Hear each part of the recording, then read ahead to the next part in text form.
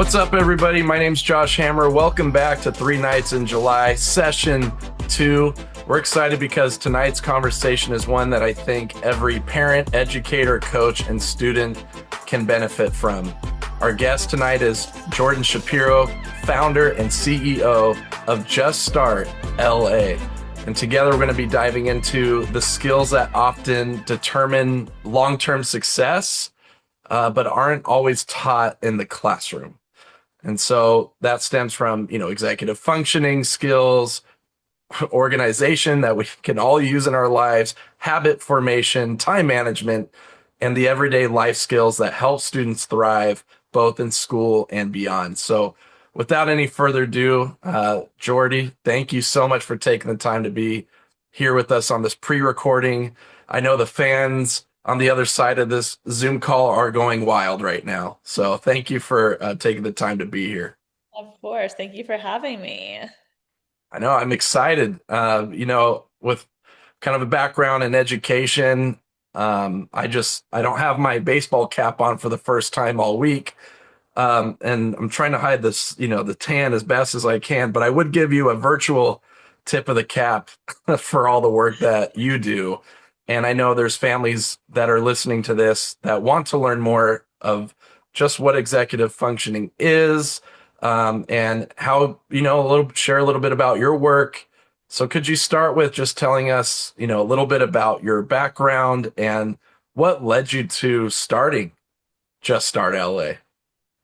Okay, well, I will begin this. This is a little bit of a long journey, but I'll give you guys the short version. So, in high school, I was tutoring students, and I just found a love for it, and that companionship when I was like with them and connecting with these students on such a deep level led me to when I graduated, went off to school, went to UCLA, studied psychology. I started to expand this tutoring business. Now, not only I live in the San Fernando Valley, now I was also in the city. So I was going back and forth. And from there, word got out, just people started spreading my name, thank goodness. And I didn't have any more room to take on any new families. So then that led me to asking friends, hey, are you interested in tutoring? And I started managing. I had the managerial side of things and I was actually enjoying it. And there was always this entrepreneur in me. I knew I always wanted to start a company, but never knew how to. So Hmm. I thought I was going to pivot from psychology and go into the financial world. And I realized very quickly that is not what I wanted to do. My dad sat me down and was like, you have something here. I was like, no, I don't. But more was coming from a place of fear. And I also didn't want to tell him that he was right. We all know how that goes. Yes. And then the tutoring company expanded. We became Just Start. It was only subject tutoring. And we were starting to get more of a need for the executive function coaching lens of things. And I was like, wait, this is actually tying in education with psychology, with the neuropsych world. And I started to learn more about it. I became certified in it. And I was talking to a lot of practicing people, practitioners out in the valley, out in the city. I was also making some phone calls and they love their work. And so that's how Just Start came to be. That's why our bread and butter now is executive function coaching. Now we have a team of coaches that work with students ranging from kindergarten to graduating college or starting a career and building those foundational skills within them that, as you said, are not taught in the classroom and they're critical for success. So that's a little bit about Just Start. And yes, Just Start had to start somewhere. And I always was telling students, you just have to start. Like, let's do this together. We're a team. I'm on your side. Let's do this. And that mantra just turned into, wait, why should the company not be Just Start? Obviously, another marketing thing was Just Start with Jordyn Shapiro, so it was my initials. But now it's not just me. So now it's easy Just Start. So that's a little bit about Just Start. I love it. It just reminds me of like that whole idea of like start before you're ready. Um, and I know, from an athletics perspective, you're standing on the mound trying to deliver a pitch. sometimes you just need to go out there and get the reps, and you don't feel comfortable throwing a changeup, get out there and throw that thing. And it's the only way you're going to learn is by trying. And sometimes we need, that accountability partner or that mentor because, waiting for motivation or perfect timing can be kind of a trap, right? I would imagine. And with your line of work, um, it's hard because you want to try to protect students from the discomfort of change and risk, but also encourage them to take that leap of faith and to really dive into their work, whether that's academics or just learning like how to manage time, as an athlete. And so, why do you think like in this day and age? I know I struggle with it, just on the coaching side. Why do you think these skills are becoming, and I don't know if you feel the same way, but I know I do in terms of why are these skills maybe more important than effort right now, whether it's performance anxiety or just trying to navigate, the college journey and just figuring out how to complete assignments. Like, why do you, what's like the best part about your work and how are those skills you think really important in the 21st century student? For sure. I think we live, not I think, I know for a fact, we live in a very overwhelming world. So there's so much constant stimuli, whether it's the first moment you wake up and your phone, your alarm rings and you're going to your phone to turn it off, and all of a sudden you start scrolling and the notifications and the alerts come up, and that's the way we start our days. And that's also the way we end our days. So I would say that executive function skills are the foundation in order for you to accomplish anything in life. So if you don't have your time management, your organization, your task prioritization all in check, you're not going to be able to accomplish what you want to accomplish, or you're going to be occupying so much space up in your brain that you don't need to be using. And for especially for athletes, you can be using that brain energy on and off the field with your teammates, with your coaches, learning a new skill if you allotted time for that specific practice, if you advocated and talked to your coach and said, hey, I have a huge exam in the next few days. How can we work together in practicing for X amount of minutes a day, but also allowing myself to have the time and the space and the grace and the not that crazy pressure on myself when I'm studying for this exam? Because if you're worrying about 10 million things in that moment, you're not focusing on anything.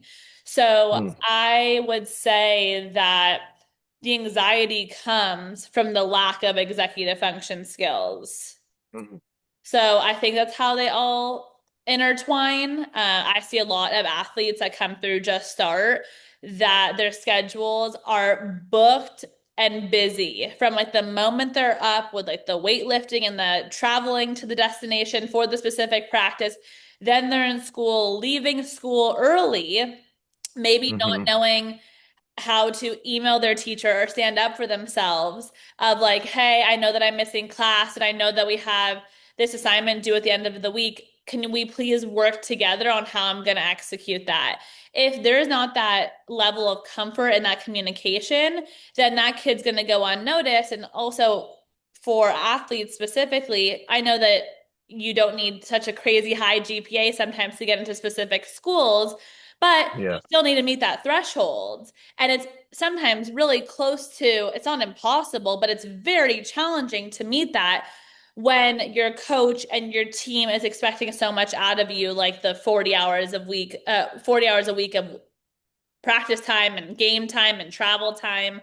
So I think that everything comes to play when you are an athlete and you need to have these executive function skills in check, or there's going to be something that's going to end up giving, and then the athlete's not going to enjoy that feeling because then there's the confidence and the self-esteem and all that Yep. with it.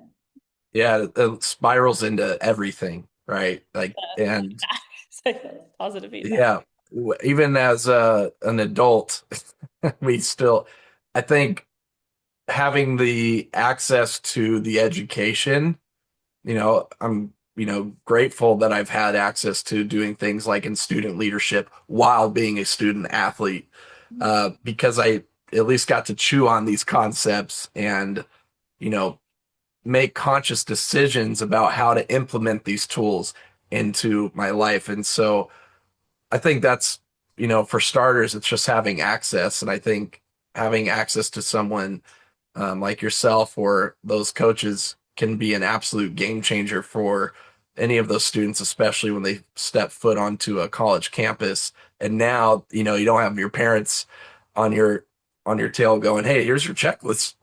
Here's your checklist for today. It's up to you." And so, which kind of leads me to my next It's question. building that autonomy within because you want them to succeed on their own.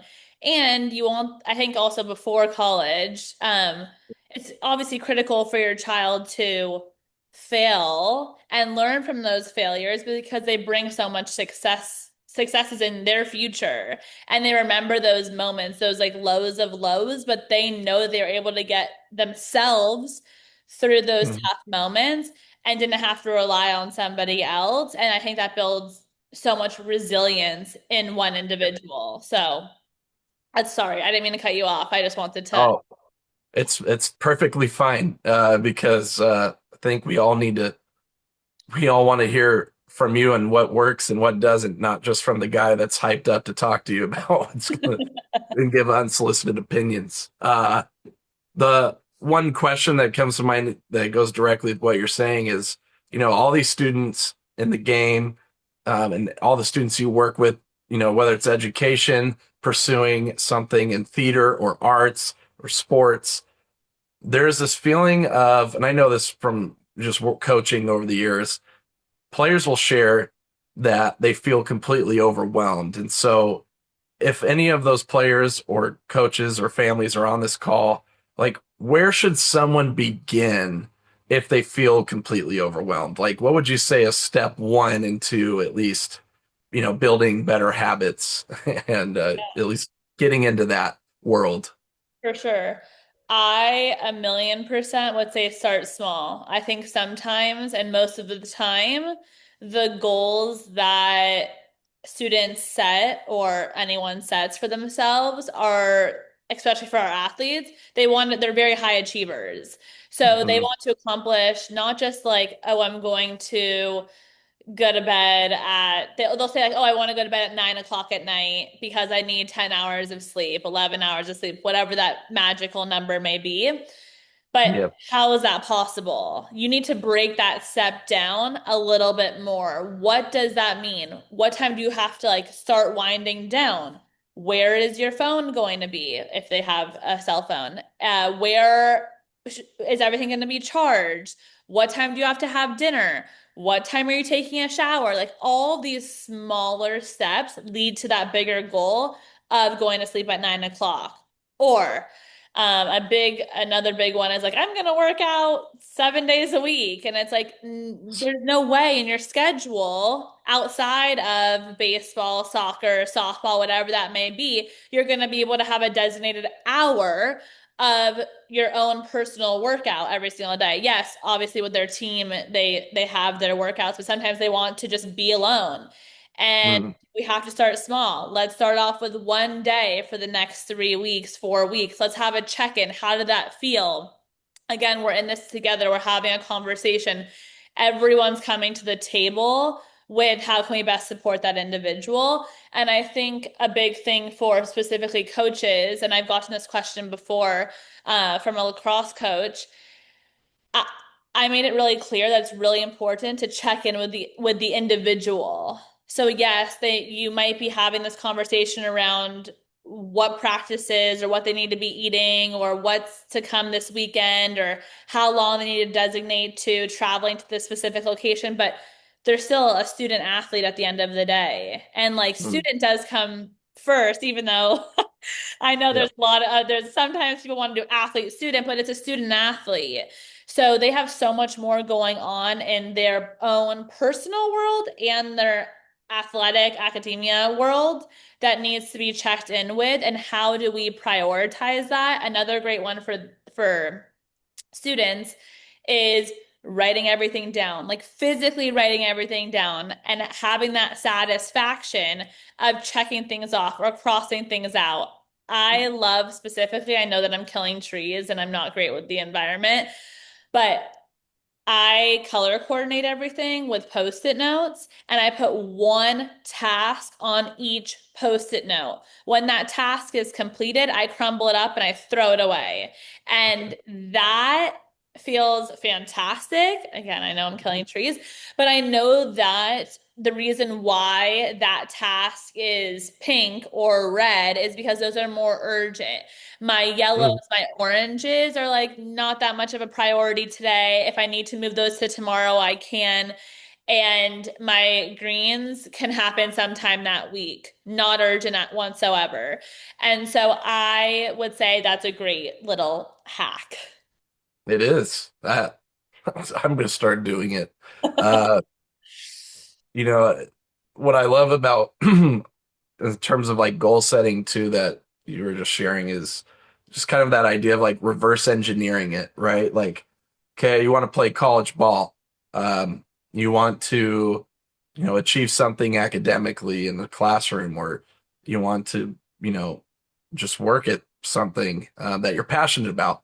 Well, once that target is set, we want to work backwards from that destination to figure out the exact steps that we need to take to ultimately reach it. And so, you know, in the weight room, as you just said, that's great to want to work every day, but at the end of the day, that doesn't necessarily provide a measurable direction. And so, being able to clearly define the exact outcome, I'm just thinking like, high school and middle school, it's like that's just that's really tough to put on yourself.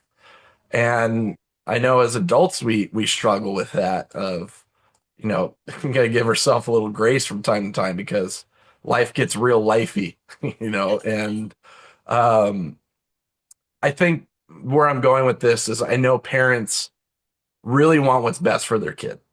And especially if they're working with you, like at least the idea, right? The intention is behind there. Um, and I guess how would you say from all the work and all the athletes and families that you've worked with, like how can parents encourage independence instead of creating dependence, even if they mean well? But Sure. what would you say are like some hurdles that maybe you've gone through that you've had healthy discussions with parents? But what's a constructive way for a parent to go about that? Course. I would say obviously not doing anything for your child, doing it with them, educating them along this journey. I would say a big one is giving your child choices that you decide. Like the child is not running the show. I think sometimes that is misconstrued of like I'm giving my child so many choices and it's like up to them to make the decision, but the choices need to come from like what you are okay with. So if you okay like that they can hang out with friends on the weeknights, what time is it that they need to be home? If they need to be home by 8 p.m., give them the choice of, hey, yes, completely fine. I'm completely okay with you going to dinner with this friend or you going to see a movie or hanging out with this individual. But I need you home at either 7:30 or 7:45. Your choice. So it's building that autonomy within them. Yes, I know that's not like a crazy difference in time, but it allows them to feel empowered to make that specific choice. Just as if they were getting, I don't know, they like now need a new bat Hmm. and but they needed to work for it. Their choice could be, these are your options for a specific bat. Which one would you like? Like which one's gonna best suit you? Then it's their choice. I think sometimes most of the time, what I hear is the nagging. Oh my gosh, my parent is telling me that I have to do X, Y, and Z. I'm going to refuse doing that because they said so. Literally similar to how this whole company started. I didn't want to admit that my dad was right, that there was a company here. I came around to the idea a few days later because now I felt empowered to say, wait, I know that there's a company here. Like I want to do this for myself. No one else Mm, should be telling me what I want to do. So it's that fine balance as to what the kid is deciding to do based on the rules and regulations and restrictions that the parent has. Um, that's a big one. And then I would say a reason why a lot of the kiddos come to us are because of the constant arguments a parent and a child are getting into when it comes to time management, advocating, goofing around in class. I mean, task initiation, laziness. Like my kid is so lazy. I'm like, they're not lazy. If you look at their schedule, it's jam packed. They're not a lazy individual. They don't know how to manage what they have, and you view right. that as lazy. So a lot of this comes from parent education, parent buy-in, and having this conversation with the family as a whole. So I always say that to my students, I'm always going to be on their side, backing them up. Like I am with them as a unified front. But Mm, there's times when the parent needs to step in and come into the space, like literally, or into the Zoom room, and we need to have a conversation as to like what's happening in the household, what system is broken or not mm, working to the best of their abilities, and let's fix it because we all have the same intention as to why we're here is to better support that individual. And that's and there's a lot of emotion that comes from this as well. Like the parents just want their child to feel better, to be more successful, to have more free time. But that's a really big goal. So we have to break that down together. And I would say a lot of my cases are the family team buy-in. And that's mm. what I expect of my families. Every coach is different. They either work with the individual, they either only work with the parents, and then they have their different processes. But that's what I view. Is like I have to fix because a lot of parents like fix it, like here, fix it. Well, the it learned that from modeled behavior. So Mm. let's do this together. So I think that ties in like the team to like sports plus education plus, teachers in the classroom and the system as a whole. I love it. Yeah, I love the whole just approach of team, right? There's a role for everybody that is going to kind of complete that circle for a healthy journey when you go off to college. But it does literally take a village. And I think just having that conversation with the student with who is on your village and how are these roles, how can you stay open to learning from, maybe a classroom teacher you don't necessarily, it's not your favorite subject, but maybe there's something there that you can apply. So, just helping them stay engaged and being where their feet are as they are pursuing this, we'll use baseball, college baseball career. Still being open to what you can learn from all walks of life and how that will actually translate to help you become a better player and a better person and being a teammate, taking all those things and just being a good teammate, at all times of the day and also giving yourself, maybe a healthy pat on the back for accomplishing something that is hard. But those habits are important, and I think the law of gratitude, right, of just being grateful for these people that are in your lives that are trying to help push you along to become the best version of yourself as a player. So I just love your take on how athlete development should be formed. It's important. Yeah, it's critical. And I think a lot of the time the what builds an athlete is what makes them so successful in life. Like I Mhm. like that grit, that determination, that motivation. Like, okay, I get knocked down, like I'm gonna pick myself back up and make sure that I practice that specific skill to be the best on the field. And the support that I have from my teammates is what makes me this individual, and the mentorship from my coaches. And they're all doing it. It's all about mindset too. I mean, I know Yeah. before this call we were talking about mindset, but it's that's everything. If you have a great mindset going into whatever situation it is, you are going to be scientifically proven more successful at it than not. It's like the open mindset, it's like the fix versus the growth. So we talk about that Mhm. also all the time, how I would say maybe the younger athletes sometimes have more of like a fixed mindset when it comes to learning new skills. Give or take, it depends. I know. But I once kids get a lot more competitive and see that vision and see that dream and it's more tangible. It's like right there. Now they Yeah. can conceptualize what's to come. What does that roadmap look like? Who on my team, who in my village is going to be on that journey leading me to that point? Love it. Absolutely. And that's where it gets fun just from a coaching lens of like molding the clay of that student and just having maybe a different perspective that they're not used to hearing. Because once you're in that bubble of travel ball and school, it becomes part of your life, and sometimes it's really important, especially early on, I think, to have some intervention there to just kind of pull things back and look at the wider scope of where you're going. Don't just kind of go through the motions every day. Be more intentional about what you're doing on the day to day to getting there. And yeah, and also I think what's tied into that is there's so much that you're going through in the day to day, and like I go back to the point you just said before of like celebrating the small wins. You don't Mhm. realize that it's a win in the moment, but then you look back and you're like, wait, that was the next step on my journey to my bigger goal. It has to be celebrated. I'm not saying with like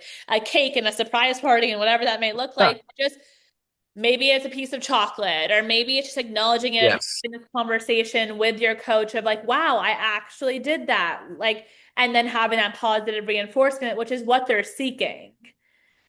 Right. So, Yeah.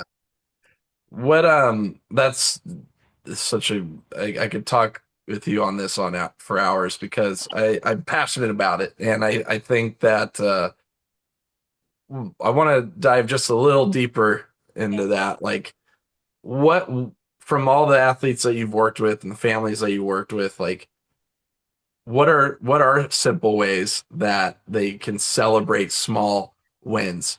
I know for me, I'd end up grabbing more than just one chocolate, but yeah, um, so obviously our coaches like celebrate wins because we're doing the goal setting, like the smart goal setting, whether it's short term or long term. But with families and the child or the individual, that's whether they're an athlete or non-athlete, it could be as small as I'm gonna tie on the post-it notes to this one, like a parent writing like congratulations on this specific goal and like putting it in their on their bathroom mirror, or maybe their mirror in their bedroom, and they wake up to it in the morning and they're like, wow, this is like someone acknowledged that I just had a win last night, and it's the next step on my journey to my bigger goal.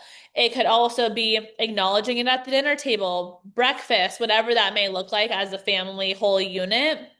And a big thing with athletes is their goals, like their teammates know their goals as well. They're all in this together. So it would be I've seen athletes have more on these like teams, and especially when they're traveling with their team, whether it's on a train, bus, flight, whatever it may look like, is saying, what was something you achieved this past week at as a community, and then everyone having this positive reinforcement, like congratulations, blah blah blah blah.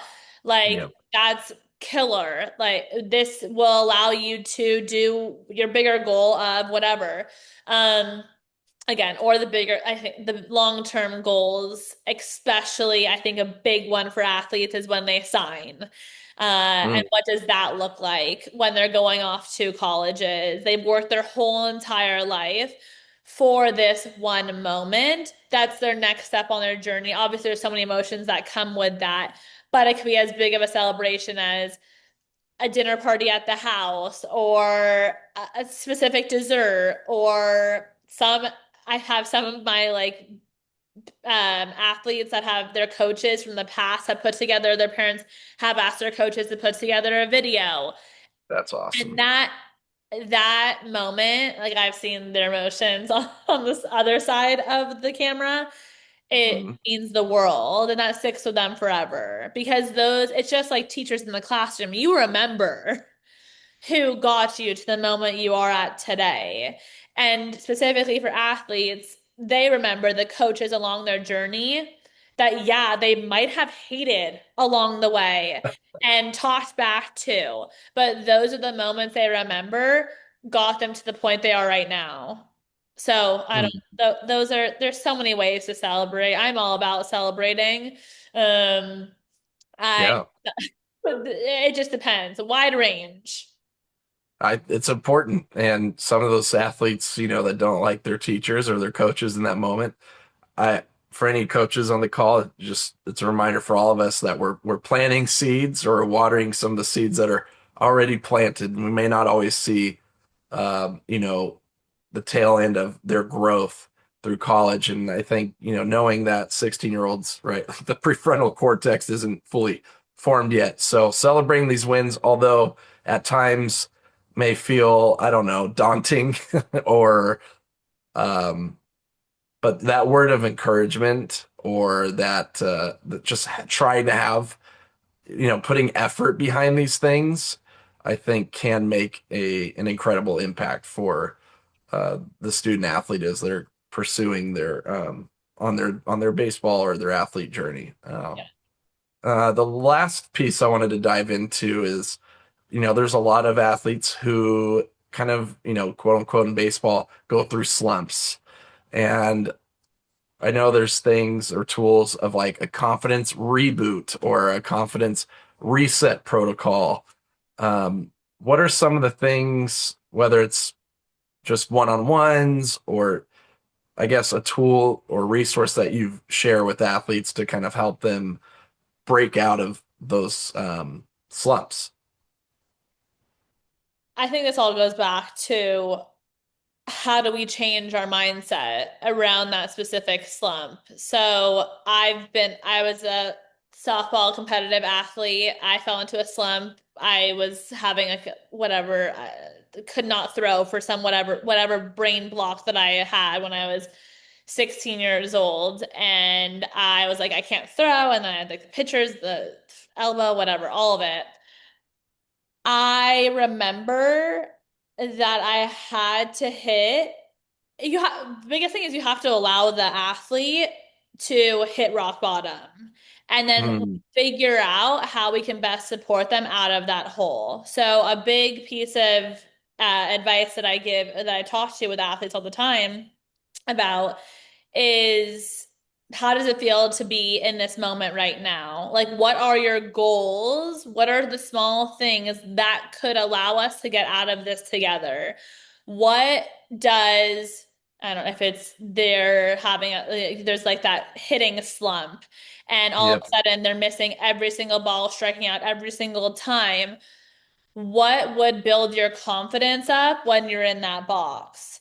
So again, it's breaking that really daunting idea of getting back in the box and going to practice and making a fool out of themselves in front of their teammates and all those things that come with it. It's really important to allow yourself to, again, hit rock bottom, work your way up, but figure out what's going to make you feel good while hoping to achieve that one goal of being able to travel with your team Mm, and support them in the way they need you to show up for them. And I think getting out of your head of like, you're not doing this for yourself. You're doing this right. to support a whole team. And that sometimes like flips that switch that's important of like, okay, get out of your selfish mindset, right? Of like, okay, this sucks. I'm not going to get out of this and having this self-pity for yourself. Oh yeah. It's important to know that you will get out of this. It even goes for school. March, there's a slump every single year because Right. so far from winter break, but then you're still so far from summer. But it's just a month. You're about to be, it's going to be over. You're kind of count like a Christmas countdown at that point. And it's figuring out what small things can you do each day that will get you one step closer to whatever you're trying to achieve. And when you're Mm. able to have the self-satisfaction about that small thing you did that day to get out of your slump, it will eventually they will start to see the light out of that's at the end of the tunnel and keep inching their way to get there. I don't, it's Mm. all, some are so difficult, whether it's a slump in school or on their athletic journey. I would say a lot has to do with your inner self-talk and breaking that. It is. Absolutely. It just reminds me of process driven confidence, right? Like finding and I don't know, like being intrinsically motivated, I guess, and finding, defining your sense of worth beyond external approval from your peers too, happens and being honest when you reflect, like, did I help my team win today? Mhm. Did I, even in the classroom, like, are you in the group? Are you the group and group projects the one who kind of just dishes off the task to somebody else and Delegates. yeah, delegate or volunteer somebody do something. Oh, you're great at it. Yeah, good. Have at it. Yeah. Yeah, we all, I think, at one point as a student athlete have navigated that. And the last topic I wanted to hit is kind of that you just touched on it is self-worth and identity. Um, I know right now, especially watching, college and high school athletes, and I know it trickles down to youth sports. Um, it's hard to be like, yeah, don't think about, the result. When you hit the ball, oh, you're batting, 220, but you hit the ball hard this weekend. I don't think athletes can truly right now, you don't know what you don't know. And because of how everything's, instant gratification and we talk about that a lot. We hear about it a lot. Um, but I'd be curious, just that idea of your self-worth shouldn't be determined, how you perform on a court or a baseball field, but trying to remind ourselves and yourself, as an athlete, often that people that are in your corner love you, regardless of your performance. And so that sounds great, but how do you deal with when families or athletes that are maybe going through kind of that crisis as an athlete, but also maybe they're struggling in a subject in the classroom, right? Like, what's a healthy way to kind of um, just engage in conversations with athletes that are, hyper attached to result thinking?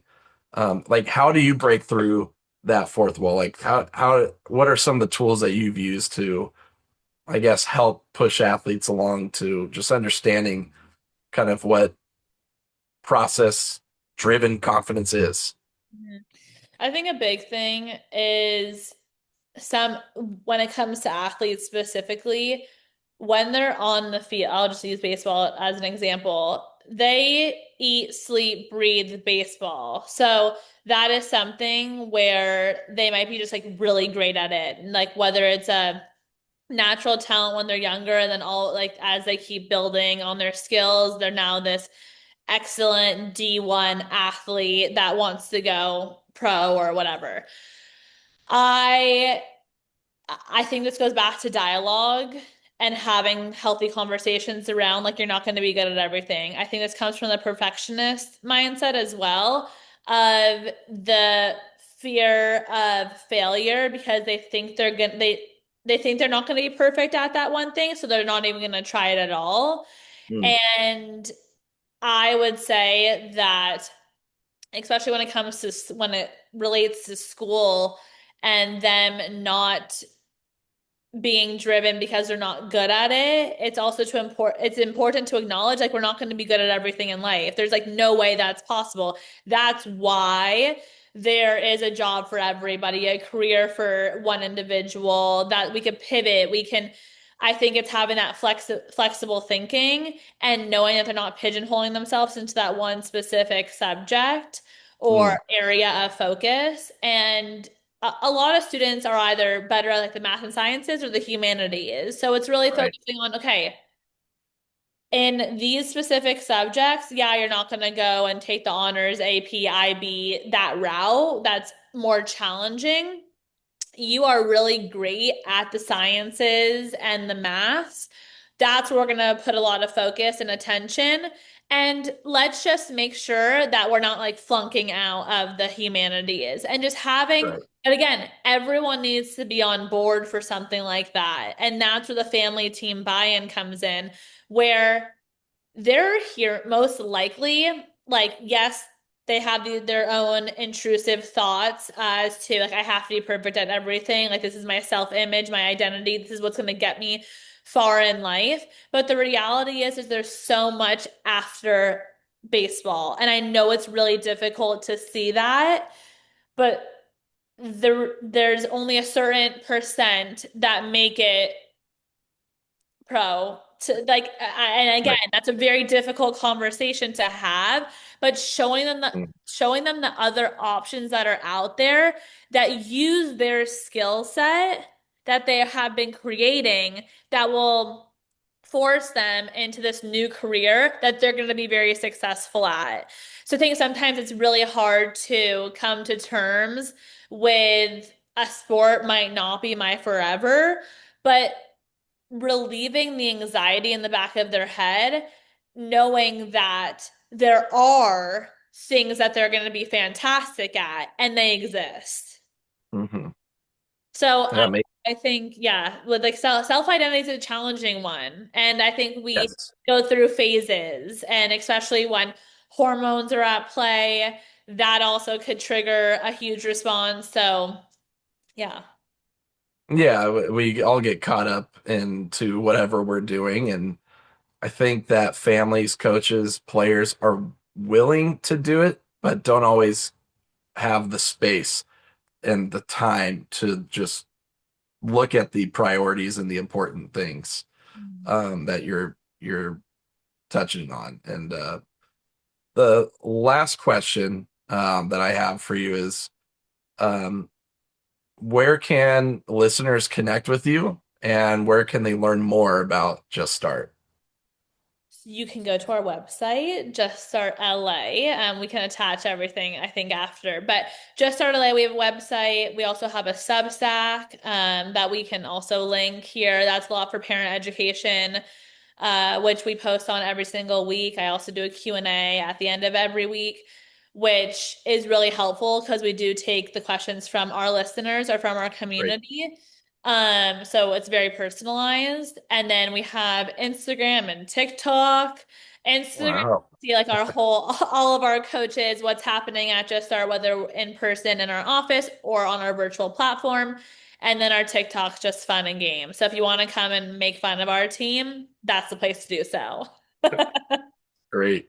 What's one of the questions that a parent maybe floated your way that you've answered on a Substack? I'd be curious. Right now, Yeah. really focus on how to structure an unstructured summer, Uh, especially from the executive function lens of things, because boredom comes into play and not having it falls back to choices, and then the parent asking how can they guide their child in those choices. So that's a big one right now.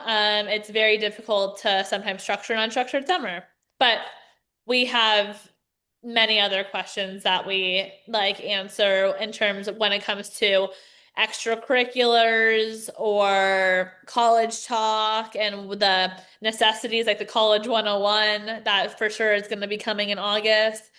And then had a lot has to do with transitions too, from Mm, elementary to middle, middle to high school off to college, and college to real adulthood, especially when sometimes our college athletes had that dream, but realized that there's so much more out there post college for them to look into. So, mm, gotcha. Perfect. Well, let's do this again sometime. I love Uh, it. Thank you so Woo! much. Yeah, thanks again just for taking the time to join us and for sharing insights. This was an incredibly valuable conversation. Myself, I'm going to start doing my post-it notes and color coding Love it. things a Send little me bit a picture. more. Oh God, I don't know if you can read my handwriting, but I'll It's okay. try. I'm in education. I could read Yeah, anything. you're like I The work with ticket's third cracked. graders. Yeah, Yeah. yeah. You'll probably you'll think it's a third grader writing and realize it's a 32-year-old male, but it's okay. It's Uh, all good. yeah, it's fine. Don't look at my lineup card either. Okay, I But will. yeah, I'll type it out. But yeah, if you found this session helpful, please share it with another parent, educator, coach, or student who can benefit. If you haven't already, be sure to follow along for future conversations and resources. And once again, thank you, Jordy, for your time. Thank you all for tuning in, and we'll see you next time. This has been Three Nights in July. I love it. Bye, everyone. Woo!